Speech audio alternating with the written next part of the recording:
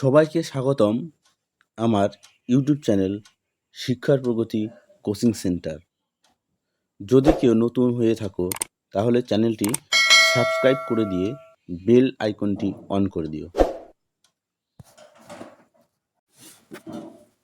চলো, কাল একটা নোটিশ প্রকাশ হয়েছে, যেটা West Bengal police recruitment board থেকে।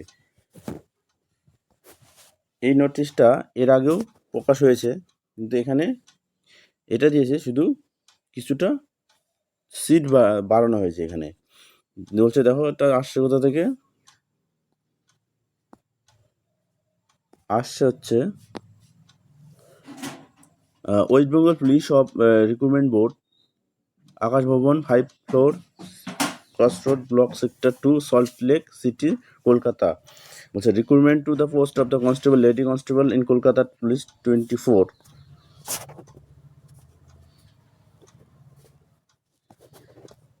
নোটিশটা কি বলা আছে?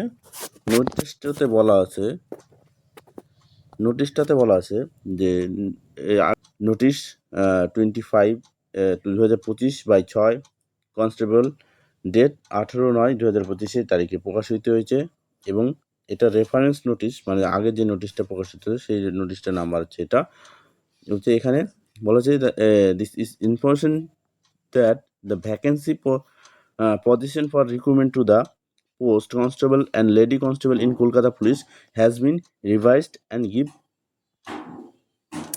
এখানে যে আগে যে সিট সংখ্যা ছিল, এখন সেই সিট সংখ্যাটাকে কিছুটা বাড়ানো হয়েছে।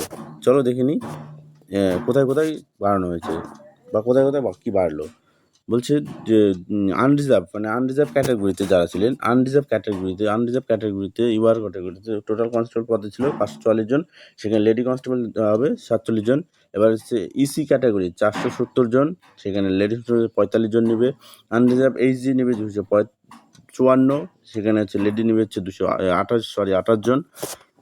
এভাবে তোমরা প্রত্যেকটা দেখে নিও, বুঝতে পারবে। দেখো প্রত্যেকটা দেওয়া আছে। পরে বলা আছে যে other instruction regarding for the period of the application window, process of submission of application, editing windows as per above the notice will remain unchanged।